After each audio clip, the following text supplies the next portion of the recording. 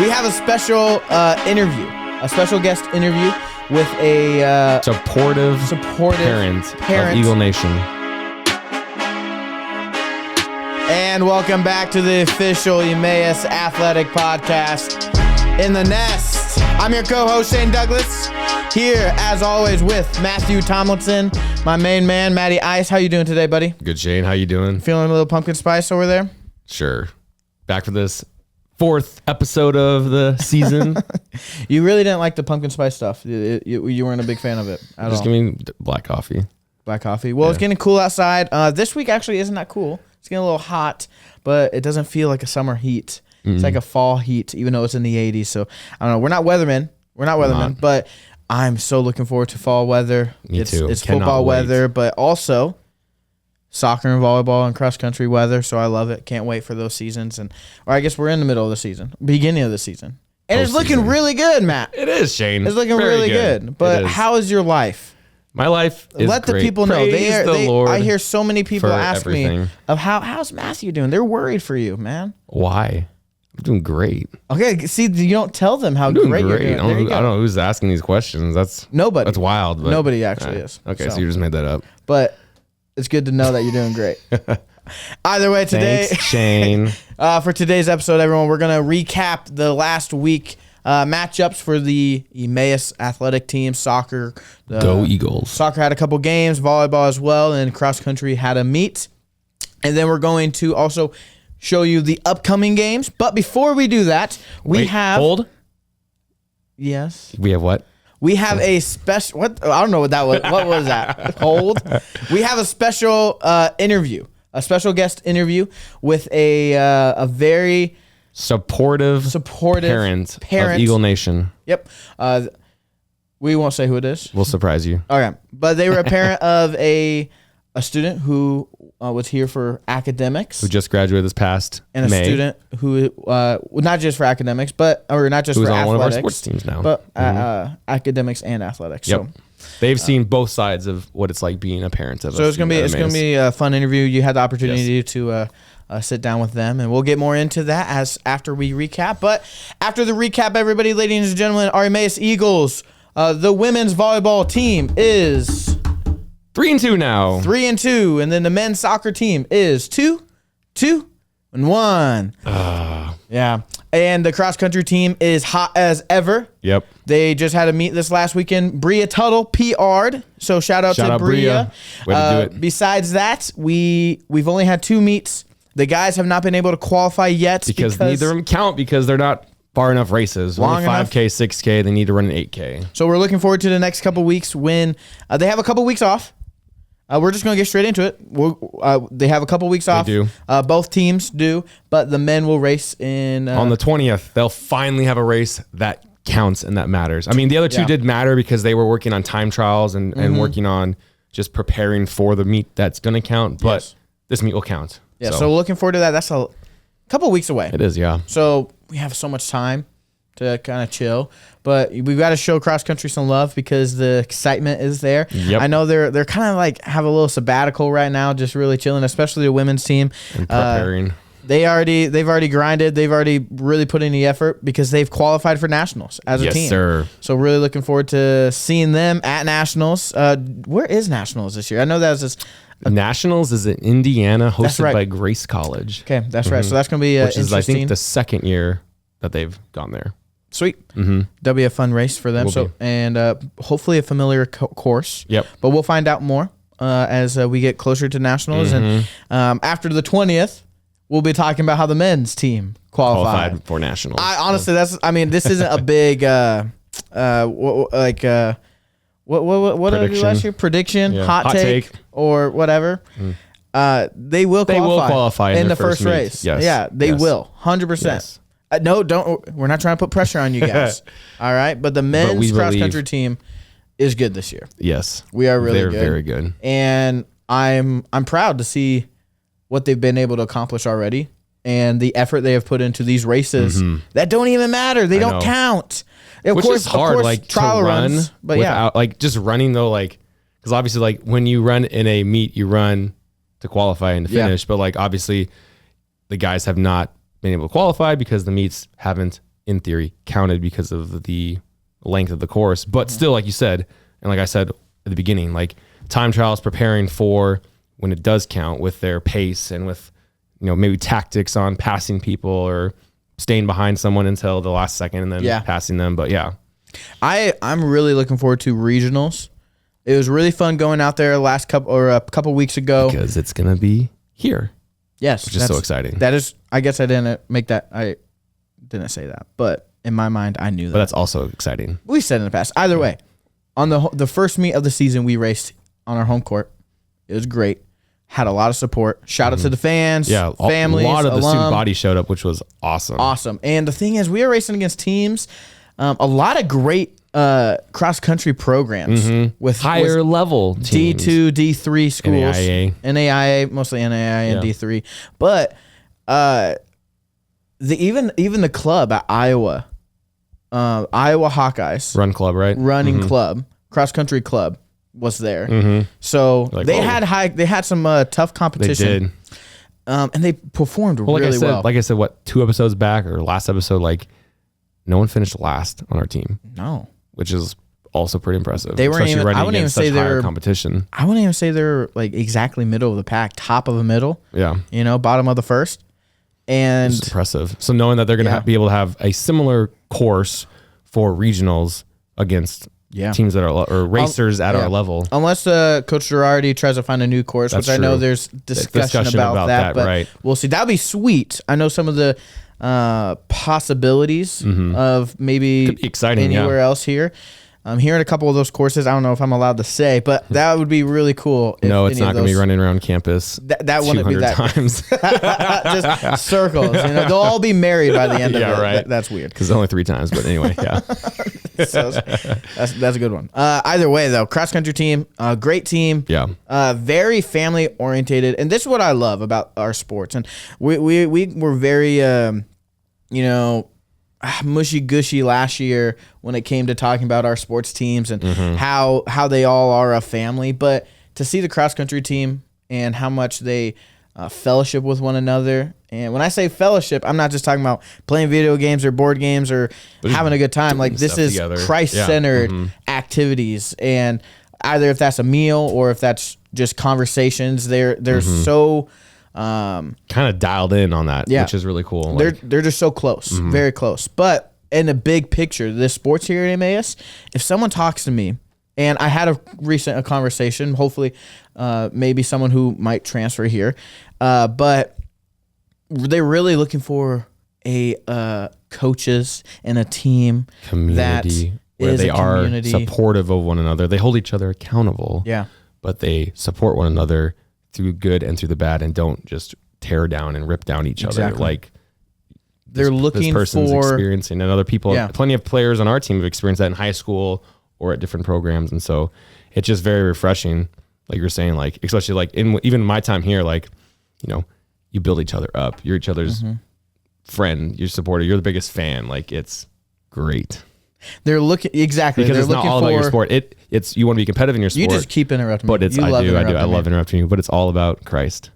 It's true. And it's I'm so sick of you, man. Gosh, get a new person. I'm joking. No, but they are looking for that. They're looking for that relational aspect in the sport, not just a sport where people go in or a program that they go in, nose down and just grind, and it's all about me. I need to succeed. And here at Emmaus, it's not like that. Like I say all the time. I bring this up probably every day. Sports doesn't build character; it reveals character. And I think the cross country team is a fantastic image. Of that. I don't think there's been building that from the ground up. There's been seasons where we have hot heads on every single roster, but ever since we've started the cross country program, there have always been sweethearts on that team, and it's been a family community where we see them eating pasta together or always having meals together, lunch, dinner, whatever it might be, breakfast. And how would you have a hot head on the cross country course? That'd be funny. Run faster! Like how would that work? Like obviously we know how it gets with volleyball and basketball. They're and running soccer, up. They're running up to people, just whispering in their ears. I'm faster than you. Like how would that work? Get off the track.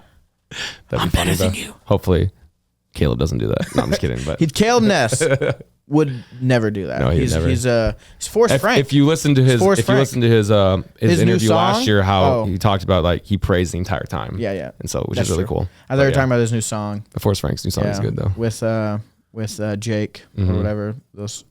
I never get used to this. Caleb Ness, one of our cross country runners, has like a Forrest Frank vibe. If you don't know Forrest Frank, but he had it first. Look him up. He did. He legit had it like last year. And yeah, he did. So before Forrest Frank blew up over the summer. Either way, cross country, we love you guys. Much love and support from us. And to any alum, anyone supporting, fans, students, show up. Show up for as many of these meets that you can, either if they're an hour or two away, especially or the alumni one here. Weekend. We have the 5K fun run here on campus, and that's a great way to support the college and the cross country team too. So cross country, we got a couple weeks on out until the men can qualify. Will yes, Coranda qualify. Yes. I mean, keep him in your prayers. He's been battling an injury for a while. There has been a little sickness too on the guys' team, so it's nice that they have this break to. And this is where sickness usually happens. Like a lot of students here in Emmaus, the weather just changes abruptly, and so they won't have any meet that will really hurt them. Yeah, which is good. In between that, so hopefully they're healthy. They're all healthy within the next 2 weeks, and praying for Will Coranda, one of the freshman runners, hoping that he can be able to get on the track for once. You know. And that he at least gets a run this year. Yeah. So hoping for that, praying for that. Keep that in your thoughts and prayers. But moving forward, love cross country. We got volleyball. Volleyball had a great weekend. Fantastic. Weekend. 3-0. You would say fantastic. I mean, of course. I'm pretty energetic about stuff. But they had a good weekend. They were wiggling over there. They did wiggle. They had 3-0. So over the weekend they had a tri match with Spurgeon and Moody, and so we played Spurgeon first. I'm so sorry, man. And, I love it. We won 3-2. We won the first 2 sets and then dropped the next 2 sets into 1 set 5. That was stressful. It was very stressful, but they played very well. Sayla and Caitlin combined for 32 kills, which was awesome. They both played really well. And then after that, we played Moody, beat them 3-0. Kind of highlight from that was Bev and Brooke combined for 11 aces. Yeah. In the third set, we were down 9-2.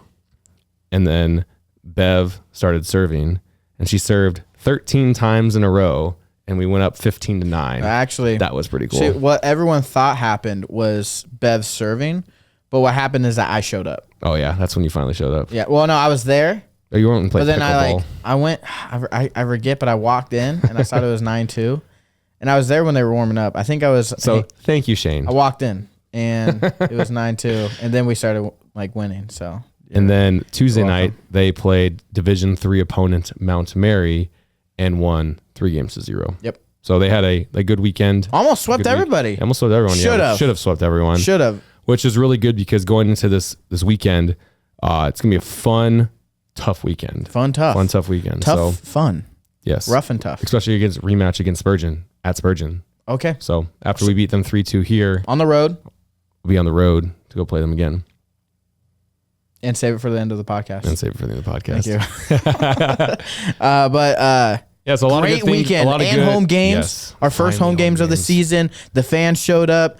Student section was. You know what sucks? Okay. You know what sucked was each game. The soccer team was not there. I know. And the soccer team has always been one of the 20 guys that are energetic about it. They've always showed up for the volleyball games and have been some of the biggest supporters. Throughout the years. But I must say it was a very good bounce back / just response by the ladies after the first weekend.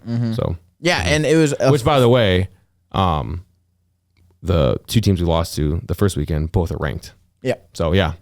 Oh yeah, I mean that was just so people are aware. That's what we said earlier in the podcast. Is Coach Hannah and Coach Megan? They really scheduled the first part of the season hard to prepare for the postseason and conference. Yeah. So, but this weekend I think really showed a lot of confidence in the girls. Them learning from mistakes against teams that we can beat. Knowing that we can beat, on not needing a good day, not needing a great day to beat them. Especially Moody being a regional team, so it helps with regional standings too. So I think these girls this year, our women's team, they're going to really learn from these last 3 matchups. Yes. Walking away with wins, giving them some encouragement from the last the first couple of games of the season, but being able to go into this weekend with some momentum going, but also being on the road, and being on the road is always tough. Always tough, no matter what, no matter where you go. If there's any fans or no fans, just always traveling, sitting on that bus, that van for all those hours can be just stay stinky. But those memories are unforgettable. The memories are fun. But either if the van, you might get a little sore from just sitting in a van for 6 hours. From experience. This is true. So I'm looking forward to what the girls are able to pull off this weekend. Of course, we'll get to the recap, or not the recap, but the looking ahead after the interview and the recap of the last week. But the women's team is looking good this year. Yes. Right? We were a fantastic team last year. We added a lot of talent this year. And a lot of improvement and helping the depth as well as the team. So once when they get their groove, once when they hit it, they're going to be scary. They're going to be scary. And I think these last 3 matchups and not just are Coach going to help. Scary, but everyone's scary. So it'll be really good. But moving on to soccer. What do you? So we over soccer we played. We went to Northwestern in Minneapolis and played Division III opponents, which they are D3. They're also they were in our no, they're not. They're in NCCAA Division I team. Yep. And they're D3, and they are a very good program. And we just hopped from volleyball. Both teams, both our women's volleyball team and men's soccer team are playing D1 schools in NCCAA this season. Yes. So the step up and the confidence our coaching staff has in our roster, especially on the women's volleyball side, going into playing Judson for women's volleyball, and then what we just played this last weekend against Northwestern, is exciting. Yeah. It's exciting for the future. Yes, right? it really is. And it gets those big time, big game moments to prepare for those young athletes, because both our teams are very young. Super. For the future. But yeah, we played Northwestern. Like I said, very good team. It was a 5-0 loss. Again, like good takeaways, but like 5-0 against a very good team. Yeah. That's good, but like still like you can always play better, but the guys like they're frustrated a little bit, but they also, I feel like going into the game nobody really had the thought of winning, which I'm not a fan of. Not a fan of at all. I never want to play a game those are the fun games when you play tough teams, because like anything can happen. Yeah. And sometimes crazy things do happen. You don't play to lose, you play to win. Exactly. Right? So that game was last Saturday, and then on Monday, actually really cool, the coaches poll for the national rankings came out. Yeah, what a say. And Emmaus was ranked 9th in the nation for men's soccer. There we go. Which was awesome. I really think the Spurgeon game had a lot to do with that. Spurgeon's coaches have a lot of connections with some of the front office and the polling, and they were very impressed with our team. And Spurgeon is a dominant physical team, and the fact that we were able to pull away with a victory against them 2-0. They just beat Manhattan too. Yeah, Spurgeon did so. And so beating Spurgeon was huge. Spurgeon also had some votes. They will sneak into the top 10. I think they were for sure this season. Received like 7 votes for 11th, basically. I think we had 14. Yeah. So hopefully we can retain this. I think we have a lot of conference play the remaining of this month. Yep. Some tough competition, but a lot of our tough games are not too far ahead. Right. So we'll have to play Spurgeon again, and we'll play Manhattan. Play Faith and Barclay. Manhattan. Yeah. Since we're talking about the poll, another team in our conference, Barclay Christian, they were is ranked 4th or 5th. They're in the middle of the pack. Yeah. So Barclay has a complete new team this year. We'll talk about them later on in the season as it gets close to their matchup. But Tuesday, going into after being ranked 9th, going into Tuesday, we had our rivalry game up in Watertown, Wisconsin. We played Maranatha. Home of the Bubbler. At least it's created there. Yes. And that game ended in a 2-2 tie. And when we say bubbler, we don't mean water fountain. No. Did you know that's what Wisconsin? Yes, I did. That's what Elijah Parsons always called it. Yeah, a water fountain's a water fountain. A bubbler is a carbonated natural caffeine drink that everyone loves, and it's tasty. And it's produced in Watertown. Yeah. But yeah, no, it was a pretty good game. Jacob Davis scored his first career goal in the game, which was awesome. Congrats, Davis. Jacob. And then Jake had another goal. Yep. So that's his 4th of the year, which is awesome. But yeah, it was just, I think it was It was really tough. It was 1-1 at halftime. Yeah. I think it was 1-1 at halftime. 1-1 at halftime. And then we scored to go up 2-1, and then 30 seconds later, they scored to tie it 2-2. That's the thing, Matt, is both goals on Maranatha side were Like I said, we're a counter. They were both off of set pieces. It was a PK and it was a free kick into a goal. But the thing is one in soccer, in a game of soccer, one of the what everyone knows is after you score, the next easiest opportunity the other team has to score is right away. Within a minute of you scoring. And that's what happened. And that's exactly what happened. Is they ran downfield after our first goal from Davis and got fouled. caused a foul in the box. And we're able to take the PK straight down the middle, no power behind it. Tucker dove to the left. Really frustrating, really tough on the guys there. And then Jake scored in the second half.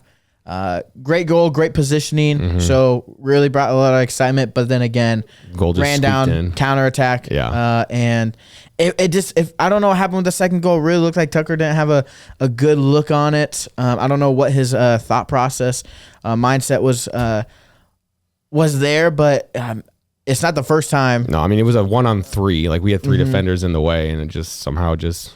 It's funny because the same thing happened a couple of years ago when we were playing Maranatha. Actually, it wasn't Maranatha, but it was on Maranatha's field, and kicked around the same spot Maranatha kicked, but it was a slower ball on the ground. It's rolled in. But the thing is, our keeper back then did not go for it because he didn't think it was going to go in. Yeah. And I feel like that's what it looked like. It looked very similar. Might have just to time that. to just jump a little late or something. So or I wonder, I mean, what could have happened was field of vision was blocked. Yeah, defenders was in the way. sun. And so, yeah.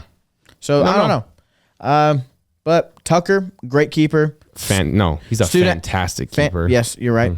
He was student athlete of the week last week. So it starts from the top to the bottom. Good things happen when he's in goal. And, unfortunately, we just couldn't get that third goal. But that'll happen. I mean, ties are ties, but they are better than losses. Nobody likes ties, and it's just frustrating to tie against Maranatha, which is a regional opponent. And a team that we know. Especially with the new way that they're doing regional ranking based off of wins and losses. So this will kind of throw a little wrench into that ranking when it comes to regional play. But like better than a loss. You don't want to tie or lose against. Which is the second time we tied with them in 2 years. There's a second tie with them in 2 years. So last year, it's just tough. It's just tough. You can't say anything about it. Moving on, we'll play them again. Not in the regular season. I don't think so. Not 100% sure. But we will play them most likely again. Check the schedule and let us know. Exactly. So with that, moving forward, we're going to go straight into our special guest interview. Matt, do you want to know who they are? Yeah, so I had a great opportunity and super thankful for Kevin Rand, Kev Dog. He came on after the game against Mount Mary and did a little interview with me talking just about his experience as an Emmaus parent. And you guys want to check it out. What's up, everybody? Welcome back to our new segment of In the Nest when we're doing interviews with players and parents of our players. We're joined by Kevin Rand. Kevin, thanks for joining us today. Thank you, Matthew, for having me here. So I got called out on the last In the Nest, so I thought, I gotta come out and do this interview if you're gonna call me out. Yes, Kevin, such an avid listener. We appreciate all your support.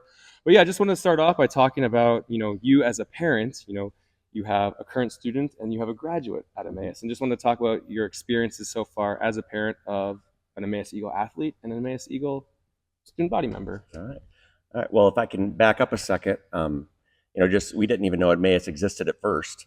And I knew my daughter wanted to be a teacher, but not in Illinois. So I just looked up affordable Christian colleges in the Midwest, and Emmaus was one of the first schools that popped up. And I thought, Dubuque, that's just across the river, not too far from home. So we thought we'd check it out, and we visited it about 5 years ago, and we met Mr. Emmaus, Matthew Tomlinson, when we first came, and loved it, and it just seemed like a great fit for Allison. She visited some other schools, but Emmaus was just a great fit for her. But for her, she wasn't an athlete, but did participate in intramurals and things like that. So that's nice that Emmaus has those offerings. But she also came in during COVID, so that was rough to start with too. So to drop her off here, a little unnerving, but we knew she was in a great place.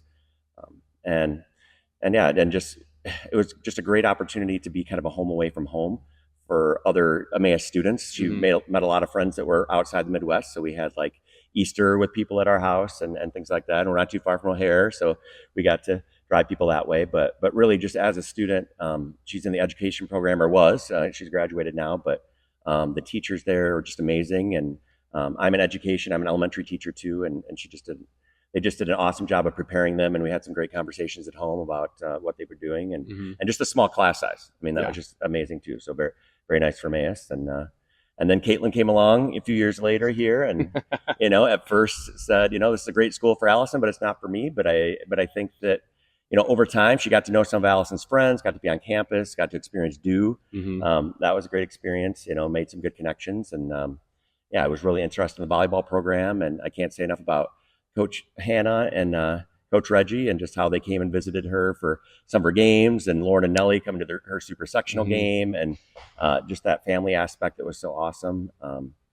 And just the team in general, it's just a huge family, and it's great. And I'm glad that Caitlin decided to come to Emmaus too, play volleyball, and pursuing education as elementary education too, and having Jenica follow along, being our niece, and that's been great. And really just all the other players and parents just feel like family too. So it's just been a great connection. And shout out to Coach Meg and Coach Tasha too for just being awesome, and thanking them for all their kids and your kids that Caitlin and others can enjoy too. So it's just been a great family experience. I know that's one thing that Shane and I have talked a lot about in the Nest, has been just the support of the parents, especially these last couple of years with you guys, leading the way with volleyball, and then the soccer parents, and how so supportive you guys are. You've made it to almost all of our games. I think Vicky has made it to every single game that Caitlin has had so far. And it's just really cool seeing that, home games and also away games, when sometimes we have as many fans as the opposing team does. But kind of segueing off that, I just want to talk a little bit about,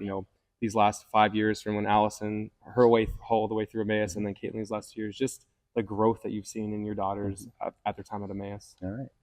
Yeah. One thing with the there's kind of a crossover sport-wise too that's been amazing, that I forgot to mention before. Is just Allison taking some interest in basketball, watching basketball at home with her friends, something that she didn't really do in high school, but just that closeness of Emmaus too, and just getting to know parents from the other teams at Emmaus as well. So that's been neat that there's watching games online for each other, texting each other.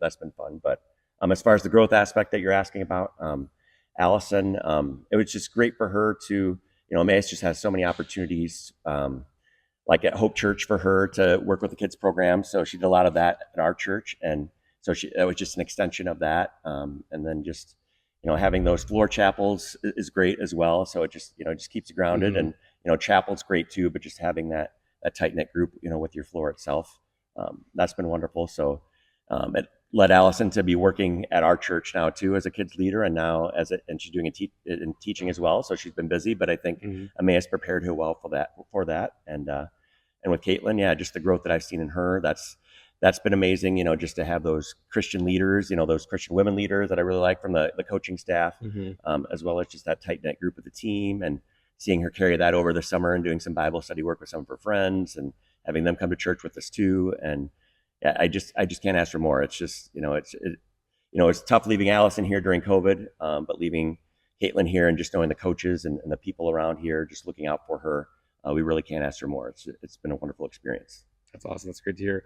Looking ahead a little bit more too, we have a big weekend coming up of games down in Kansas City, but next Wednesday, a little bit of a homecoming game for you and your family at Judson. So, because you went to Judson and you played at Judson, and Sayla's mom played at Judson. So we're gonna have a lot of Judson alumni cheering on Emmaus at that time. Yeah, we should have a good crew there. So go Eagles! I can just say that, and I think you're covered with about half the game. Yeah, about half the games we play this year. You could just say go Eagles, and then everyone's an Eagle. But no, Judson was a great place to be. I met my wife there, so that was amazing, and the Gregories met there too. So it'll be fun for the volleyball team to look at some late 1900s / early 2000 pictures of me and Mrs. Gregory as well. So I'm excited for the team to experience that and see some old faces that were so supportive of us. But yeah, just Emmaus just takes it to that next level, being a Bible college. I mean, I had some great Bible classes at Judson, but there's just so much more in depth when you go to a Bible school like that. And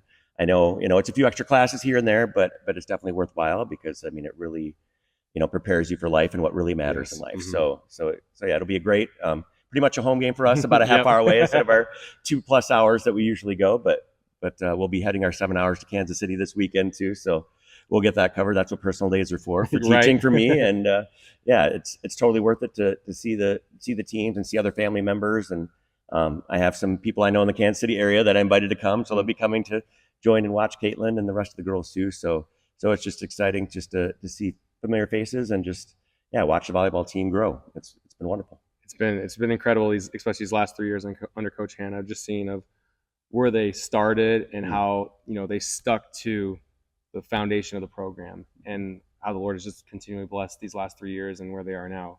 But Kevin, we really appreciate it. If you guys, family or parents, want to be on In the Nest at some point, we'd love to have you. But anyway, signing off. It's a great day to be an Eagle. That was a great interview, Matt. Good job over there. I love Kev Dog. He's a huge fan of the show. Gave us a gift card the other year. I know. Shout out Kev Dog. Shout out Kev Dog, and looking forward to the next gift card from anyone out there. So. I'm totally joking. I do appreciate the gift card and everything. I think I just honestly spent it on my wife. So I might have probably. I'd have probably pay off her tab that she put on me. But you're going to owe a lot of drinks to some students. I know, who are trying to get doers. Yes, to come on sign to up campus. for Do. Sign up for Do. Shout out to that. Happening first week of October. Before we get into the announcements and wrapping up the show, we do want to tell you about the upcoming games real quick. Matt, what do we have on an upcoming schedule for not cross country? We already know what's going on for cross country. It's 2 weeks. We got the meet where the men are only racing. Now, volleyball and soccer. Yep. So we have one upcoming game for soccer. It's a home game against Faith Baptist next Tuesday at 4 p.m. September 17th. So that's a big conference game. Huge game. That should be really fun because they are reigning conference champions. So we'll see how that goes. And then volleyball has 4 upcoming matches this week. So they have 3 over the weekend. So they're playing at Spurgeon on Friday at 6 p.m. the 13th. And then they're going to Calvary and playing a tri-match. So we play Calvary in the morning at 10 a.m. So which is a conference game. And then we play Bethany College from Kansas. And they are an NAIA school. So that's going to be a good game for us to gauge, especially where we're at then.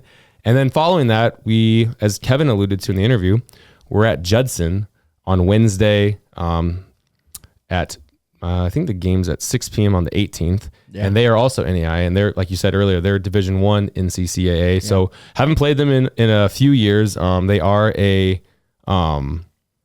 we did play in basketball, but yeah, we haven't played in volleyball. So it'd be fun to see, especially for Jamie Gregory, since that's where she played volleyball. So Sayla gets to go play in the gym that her mom played at. So that would be cool. Yeah, so a lot of big games coming up for volleyball and for soccer. And Judson's a huge program too. They are. Big school out there in Illinois. So looking forward to that match for the women's volleyball team. And then honestly, the weekend, hearing Coach Meg, Coach Hannah talk about the Bethany being a team that they can beat, as well as just all the conference play and just the tough matchup against Spurgeon, that rivalry that is growing. It's a friendly rivalry. I like Spurgeon, you know? Good. And then with soccer, I guess next week, Faith, huge game. Yes. Our rivals, Eagle against Eagle. It's literally the battle of the Eagles in the state of Iowa. You know, the thing is, women's or the basketball team have the trophies. Yep. Volleyball is getting a trophy. Starting this year. So soccer is not too far behind. We'll probably get one soon. Soccer needs one, which we should have made a bigger announcement about that trophy for when we play them. We can bring it up. Okay. Show a picture of it. We'll actually have it right here. Right? Hopefully. Maybe. I don't know. We'll find out. But looking forward to that. Plus, we have one of our new recruits' first game will be next week against Faith for the men's soccer team. So looking forward to that as well. With all that said, it's going to be another exciting week for the Emmaus Eagles. Keep in touch on social media, YouTube, Facebook, Instagram, whatever it is, whatever your source is. Again, sorry for all the live stream errors we've had. We have and currently fixing the Wi-Fi problems. I don't think we had issues this last weekend. So thumbs up to that. And hopefully no issues next Tuesday for our only home game for this next week. So please keep in touch. You know, share your love, share the video, subscribe, and everything you can. And thank you so much for making us a part of your day. We appreciate your love and your support and your prayers and everything. So yes. Talon Club. You want to talk about the Talon Club? Yes. Shout out to you Talon Club members. If you are interested in becoming a Talon Club member, please check that out on our website. It's one way that you can get your season passes for all of our home games this year, as well as partner with our athletic teams and sponsor them. So it's a great opportunity. There's various levels. One of them is joining us on a podcast, which could be pretty fun. So, yeah, right. Very fun. So yeah, definitely check out the Talon Club online. And then we already mentioned Discovery Emmaus weekend happening the first weekend of October, as well as Homecoming weekend, which used to be Parents and Alumni weekend, rebranded Homecoming. So if you're confused, that's what it is. That is in the next 2 weeks. Gonna have a lot of home games that weekend as well. So looking forward to athletics throughout that week, as well as seeing old faces. Eagles of all ages. Eagles, not like old people, but like, you know what I mean. Older alumni. But yeah, Grandpa Eagles, Grandma Eagles, Baby Eagles. So looking forward to all that. Stay in touch, stay connected, and thank you for all your support and love. Matthew, what day is it? Shane, it's a great day to be an Eagle.